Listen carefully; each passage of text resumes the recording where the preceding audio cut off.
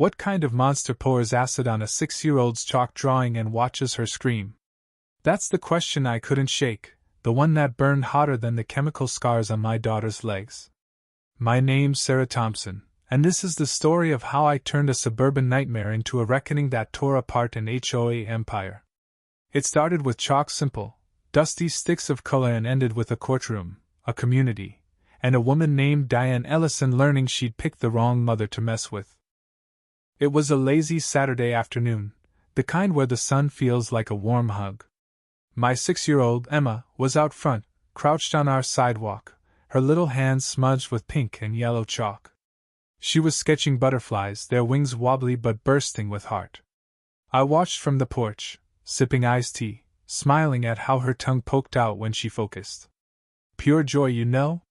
Then I heard the click of heels, sharp like gunshots on concrete. Diane Ellison, HOA president, strutted up like she owned the block. Navy blazer, pearl earrings, a clipboard gripped like a battle axe. She stopped dead at Emma's butterflies and sneered. "This is a violation, Sarah," she snapped, not even looking at me. "Code 3.2, sidewalk defacement." I set my glass down, slow, deliberate. "She's a kid, Diane. It's chalk. It washes off with rain." Her lips curled, a smile cold as freezer burn. "It's so clutter. Rules are rules." I stepped off the porch, fists tight. "You've been photographing my daughter like she's a vandal. You sent 3 letters this month. What's next? A fine for giggling too loud." Diane didn't blink. "If it disrupts harmony, yes." Emma glanced up, eyes wide, sensing the air turn heavy. I lowered my voice sharp. "Back off, Diane. You don't scare me." She leaned in, voice a hiss. "This street isn't yours anymore, Sarah." Then she turned, heels stabbing the pavement, Leah vying Emma's butterflies looking smaller somehow. 2 days later, a crisp envelope slid under my door. HOA letterhead sealed tight. I tore it in half without reading it, but the unease lingered. That evening, a guy in a reflective vest showed up, pacing our sidewalk, jotting notes on a tablet. He knelt, inspecting a faint chalk wing Emma had drawn. "She's 6, I called from the doorway. "It rained yesterday." "That's not a crime." He muttered into a radio and left. 30 minutes later, Diane appeared, letting herself into my yard like she owned it. "You're pushing me, Sarah," she said, voice dripping with self-righteous calm. "I tried to be discreet, but your defiance forces our hand." I stepped between her and Emma, who was brushing her doll's hair on the porch. "Got a problem with chalk? Call Corolla." Diane clutched her clipboard tighter. "Per Code 4.8, all sidewalk residue must be cleared in 48 hours, or the HOA will act." I laughed, bitter. "That's my sidewalk. My property line's 6 feet from the curb." Her eyes narrowed. "We'll clean it, Sarah. With or without your consent." She spun and left, her coat flaring like a bad movie lane. That night I couldn't sleep. Something was wrong. I checked the HOA's budget online and saw it. Surface cleansing, chemical application, $1,700. My hands shook. Diane was planning something, and I'd be damned if she got near my kid. Saturday morning felt too still, like the world was holding its breath. Emma was outside humming, drawing a lopsided panda in a party hat. I watched from the kitchen window, a knot in my gut screaming to pull her inside. I ignored it, turned to grab a coffee mug, and then her scream. The kind that stops your heart. The mug shattered on the floor as I ran. Emma was crumpled on the sidewalk, writhing, smoke rising from her arms and legs. Her chalk panda was bubbling, melting into her skin. A man in an HOA vest stood over her, holding an empty jug.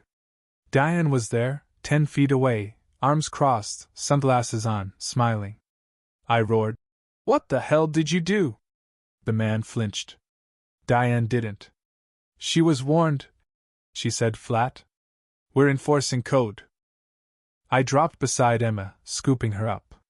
Her skin blistered, her dress soaked in acid and tears. "Baby, stay with me," I whispered, her shallow breaths tearing me apart. You poured acid on a child!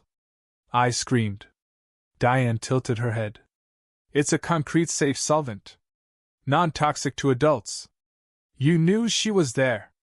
I stood, Emma in my arms, her blood sticking to my shirt. You watched her burn. Diane started typing on her phone, unfazed. I stepped toward her, voice low, lethal. If my daughter dies, you'll never see daylight again. Sirens wailed. Neighbors spilled out, some recording, others frozen.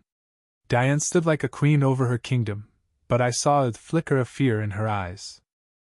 At the hospital, Emma lay in the burn unit, gauze wrapped, monitors beeping. Her legs were raised, pink from blood seeping through. The paramedic's words haunted me. 2nd-degree burns, maybe 3rd. I sat there, not crying, just burning. Diane did this, and I'd bury her with her own rules. In the waiting room, I opened my laptop, hacked the HOA's archive as child's play for a chemical engineer who'd built decontamination systems. I found it, a budget line for chemical removal. No municipal approval, signed by Diane. I called the vendor. This is Sarah Thompson, ex-federal contractor. Your solvent put a child in the ICU. Who authorized it? The guy stammered. Diane Ellison. She said it was for graffiti. I recorded every word. Then I called the news. By dusk, cameras were in my yard. I held up a photo of Emma's bandaged legs. This is what chalk costs in Diane's world. A 6-year-old punished for butterflies. It went viral. Diane's statement called it a misunderstanding, claiming, we grieve for Emma, but rules aren't optional. I fired back to reporters. This wasn't grief. It was power twisted into cruelty.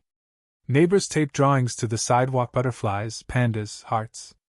Diane didn't see it yet, but this wasn't just about Emma. It was about everyone she'd bullied. Diane didn't back down. She held a press conference, white blazer gleaming, voice syrupy with fake regret. Emma's incident is sad, but we can't let emotions override order. Chalk is graffiti. Graffiti is chaos. Then she doubled down, passing a rule: report all sidewalk art or face the law, 500 daily fines. I stood in my levying room, shaking, then spoke to a neighbor's live stream. Diane just declared war on kids, on memory. Let her try to erase us. I've got her forged chemical order, and I filed a federal complaint. Game on. The next day, an unsigned HOA flyer demanded I remove Emma's art from my door. I taped it bigger, her butterflies laminated, with red marker. You erase chalk. You'll never erase her. The courtroom was heavy with silence, the kind that hums before history shifts. I sat clutching Emma's drawing, now a talisman. She was stable, smiling at nurses' bad jokes, but still in the hospital. Make it loud, Mommy, she'd whispered. Diane arrived late, red blazer, clipboard, acting untouchable. But her hands shook. The judge, a no-nonsense veteran, called the case, Thompson versus Ellison. My lawyer laid it out. Diane Ellison authorized industrial chemicals on a sidewalk, knowing a child was present. She falsified records, misused funds, and silenced dissent with fines. Diane's lawyer, a sleaze in a flashy suit, called it a tragic accident. I stood, ignoring the judge's gavel. You don't get to call my daughter's scars a tragedy, Diane. You nodded at the man with the jug. You watched her scream. That's not fate. That's you? The room froze. My lawyer played a neighbor's security footage, Emma drawing, Diane nodding, Emma screaming. Diane paled. The judge barred her from HOA duties and set a trial for criminal negligence. She hissed, "This isn't over, Sarah." I smiled cold. You just lost control. That's worse than prison for you. Diane struck back, smearing black paint over Emma's door art same shade as her HOA stencils. I fought back louder, setting up chalk buckets outside. Kids, neighbors, strangers came. The sidewalk bloomed with rockets, flags, Bible verses. When an HOA letter threatened my removal, I posted a VY Dale. Diane's clawing at power from the shadows. Let's break her system. It hit 1,000,000 VYUs. Someone chalked in red. You erased chalk. You couldn't erase us. The final stand wasn't in court but in the park Diane once banned hopscotch from. 200 neighbors gathered, Emma in a sunflower dress, legs wrapped but spirit unbroken. She took the mic, voice soft but piercing. I thought butterflies were okay. She said no. But when I got hurt, you all drew them for me. She looked at Diane, unflinching. You tried to erase me. I'm still here. The crowd roared. Diane, in her red blazer, tried to slip away, but the judge, in plain clothes, blocked her. Criminal trials next week. Ethics probes started. Her jaw shook. No clipboard, no control. That night, Emma held blue chalk, not drawing, just feeling it. She's gone, right, Mommy? I nodded. Can we draw big now? I grinned. Always could, baby. It started with chalk, a 6-year-old's butterflies. But Diane didn't just burn a drawing. She burned trust, safety, joy. She thought rules made her untouchable. She didn't count on a mother who'd rather break than bend, neighbors who chose heart over fear, or a girl who'd draw again. EVYL doesn't always roar. Sometimes it's a smile, a signature, a rule. But when you try to silence a child, you don't win. You ignite a fire. And Emma's butterflies? They're still there, louder than ever.